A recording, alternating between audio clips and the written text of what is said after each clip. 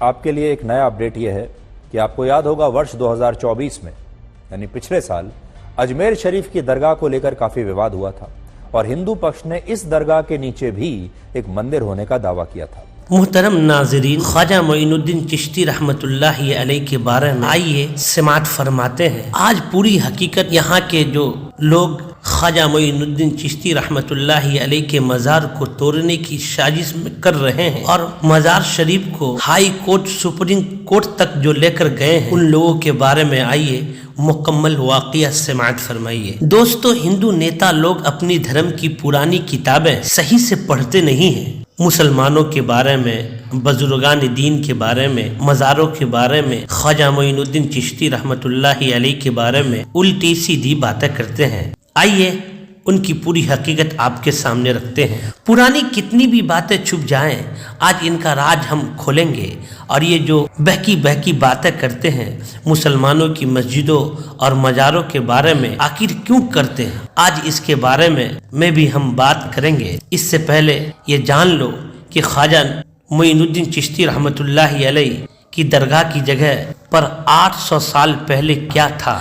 آج اس ویڈیو میں ہم اسی بارے میں جانیں گے کہ مسلمانوں کے گھر، مسجد، مدرسوں کے توڑتے اب یہ لوگ پرانی شاہی مسجد ہند کے راجہ میرا خواجہ کی مزار کو توڑنے کی باتیں کر رہے ہیں۔ محترم ناظرین، مدعے سے بھٹکانے کے لیے اب یہ لوگ درگاہ کی کھدائی کی مانگ کر رہے ہیں، یہاں تک کہ ہندوستان کی سب سے پرانی اور سب سے بڑی درگاہ پر مندر ہونے کا دعویٰ کر بیٹھے ہیں۔ معاملہ تب بڑھا جب ہندوستان کی عدالتوں نے اس دعوے کو 2 سے 3 بار ریجیکٹ کر دیا۔ تب بھی یہ وشنو گپتا کچھ پیسوں کی لالچی میں بڑے نیتاؤں کا چاٹ رہا ہے اور مزار کے پیچھے ہاتھ دھو کر پڑ گیا ہے۔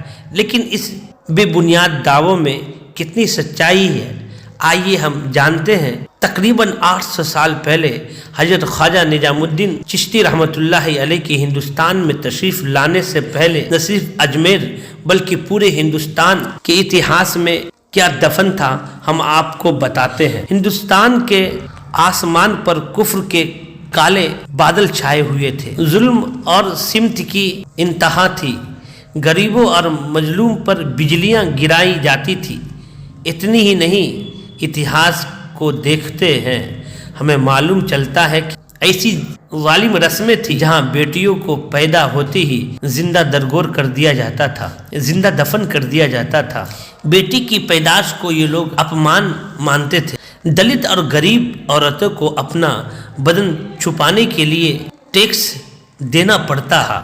جو لوگ ٹیکس نہیں دے پاتے تھے انہیں سب کے سامنے ننگے رہنا پڑتا تھا۔ غریب ہو یا امیر، مرد ہو یا عورت، کمر سے اوپر کپڑا پہننے پر پابندی تھی۔ انہیں ہم ہمیشہ یہ احساس دلایا جاتا تھا کہ تمہیں نیچے کا کوئی حق نہیں ہے، تم لوگ ہمارے غلام ہو۔ کسی عورت کے شوہر کا انتقال ہو جاتا تو اسے بھی چتا میں جلا دیا جاتا تھا۔ بال وواہ جیسے رسموں جہاں لڑکیوں کی چھوٹی سی عمر میں شادی کر دی جاتی تھی، ان کا بچپن چھین لیتی تھی اور کبھی کبھی ان کی موت کا سبب بھی بن جاتی تھی۔ دلتوں اور چھوٹی جاتیوں کے لوگوں کو نیچا سمجھا جاتا تھا، انہیں سماج سے الگ تھلگ رکھا جاتا تھا، انہیں مندر میں جانے کی اجازت نہیں ہوتی تھی۔ دہیج میں شادی کے وقت دلہن کے گھر والوں سے بہت زیادہ مال اور پیسہ مانگنا عام رواج تھا۔ اگر دہیج کی مانگ پوری نہ ہوتی، عورت کو ستانا بہت عام بات تھی۔ چھوٹی جاتی کے لوگوں کے گلے میں برتن لٹکا دیے جاتے تاکہ جب وہ تھوکے تو زمین پر نہیں بلکہ اس برتن پر تھوکے، کیونکہ یہ مانا جاتا تھا کہ ان کے تھوک سے زمین ناپاک ہو جاتی ہے۔ انہیں غلام سمجھا جاتا، ان کی پیٹھ پر جھاڑو باندھ دیتے تاکہ ان کے پیروں کے نشان زمین پر نہ دکھے۔ دوستو، کھودتے اتہاس کی گہرائی میں جائیں تو ہمیں معلوم ہوتا ہے کہ یہ دلت اور آدیواسی بھارت کے سب سے پہلے رہنے والے مول نواسی تھے، جبکہ آریہ سماج اور برہمن جیسے لوگ مدھیہ ایشیا کے بھارت میں آئے ہوئے تھے۔ یہ وہی جگہ ہے جہاں آج ترک لوگ رہتے ہیں۔ یہ لوگ بھارت میں آ کر یہاں کے رہنے والے دلتوں کو اپنا غلام بنا لیے۔ غریب نواز خواجہ معین الدین چشتی رحمۃ اللہ علیہ کے بھارت میں آنے سے پہلے عورت کو صرف ایک کھلونا سمجھا جاتا تھا اور عورت کا وجود صرف مرد کے خواہش پوری کرنے کی ذریعہ تھا۔ عزت بھی نہ حق ملتا، نہ انسانیت کی لحاظ کیا جاتا تھا، اور بس ایک نوکر بن کر رہ رہی تھی۔ مردوں کے لیے دن رات کام کرتی، ان کو بوجھ اٹھاتی اور اپنی محنت کی کمائی تک انہیں دے دیتی۔ لڑکی کا پیدائش ہونا ایک شرمناک سمجھا جاتا تھا۔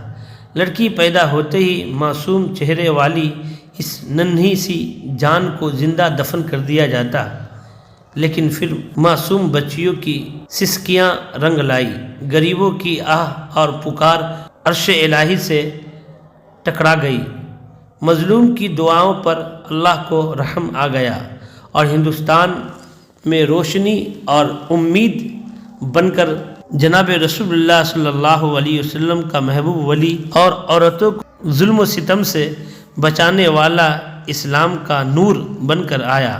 آپ ہندوستان میں تشریف لاتے ہی، اپنے آتے ہی عورتوں کے مقام کو بلند کر دیا۔ ماں ہو تو پیروں کے نیچے جنت ہے، بیٹی ہے تو اللہ کی رحمت ہے، بیوی ہے تو برکت اور سکون کا ذریعہ ہے۔ یہ درس اپنے ہندوستان کے لوگوں کو دیا۔ عورتوں کا بھی جائیداد میں حق ہے، یہ بات آپ نے بتائی۔ اپنے عورتوں کو ان کا حق دلایا، انہیں حقوق کو مردوں پر واجب کر دیا، مہر کا حق دیا، جائیداد اور وراثت میں حصہ دیا۔ عورتوں کو صرف ایک غلام نہیں بلکہ ایک گھر کی ملکہ بنا دیا۔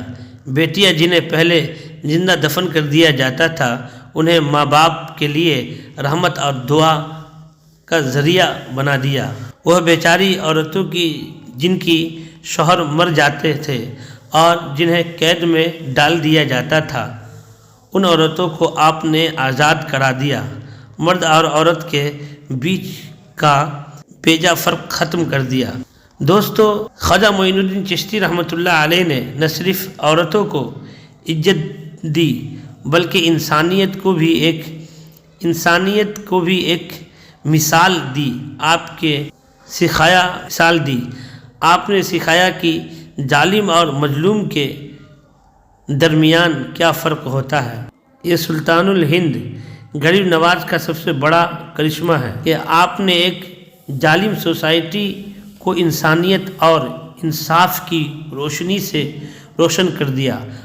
آپ نے ذات پات کی رسموں کو ختم کر دیا۔ اب مسجدوں میں بادشاہ ہو یا غلام، سب ایک ہی صف میں نظر آنے لگے۔ تو ناظرین، یہ تھے خواجہ معین الدین چشتی رحمۃ اللہ علیہ، جو ہندوستان میں چاہے نیچے طبقے کا انسان ہو، اوپر طبقے کا انسان ہو، غریب ہو، فقیر ہو، امیر ہو، سب کو ایک ہی صف میں لا کر کھڑا کر دیا۔ آج بھی آپ دیکھیں گے برہمن کے یہاں برہمن لوگ نچلے کاسٹ والے لوگوں کو اپنے ساتھ کھانا نہیں کھلاتے، اپنے پاس بیٹھاتے نہیں، اپنے دسترخوان پہ بلاتے نہیں، مندر میں آنے نہیں دیتے، ان کو اپنے گاؤں علاقے میں رہنے نہیں دیتے، ان کو پڑھنے کا حق کچھ بھی نہیں ہے۔ محترم ناظرین، خواجہ معین الدین چشتی رحمۃ اللہ علیہ نے ان لوگوں کو، چاہے وہ غریب ہو، امیر ہو، بھنگی ہو، نیچے طبقات کے لوگ ہو، ان کو بھی اپنے پاس بیٹھایا، اور آپ کی محبت تھی، آپ کی اخوت اور بھائی چارگی تھی، اور آپ اپنے اخلاق کی وجہ سے لوگوں کے دل میں سما گئے، اور لوگ کلمہ طیبہ لا الہ الا اللہ محمد الرسول اللہ پڑھتے چلے گئے۔ خواجہ معین الدین چشتی ہی کی برکت ہے کہ آج ہندوستان میں ٹوپی والے، کرتے والے، مدارس والے، ائمہ کرام، علماء کرام، مسلمان سب نظر آ رہے ہیں۔ یہ خواجہ معین الدین کے ذریعے، انہی کی برکت کی وجہ سے اللہ کے نبی نے مجھے خواب میں بتایا کہ ہندوستان کے بارے میں، آپ وہاں سے چلے ہندوستان آئے اور دین پھیلایا۔ محترم ناظرین، خواجہ صاحب ہی کی دین ہے کہ لوگ آج یہاں ایمان قبول کیے ہوئے ہیں، کلمہ طیبہ پڑھے ہوئے ہیں، دعا کرے اللہ تعالیٰ خواجہ صاحب کی مغفرت فرمائے، آمین ثم آمین۔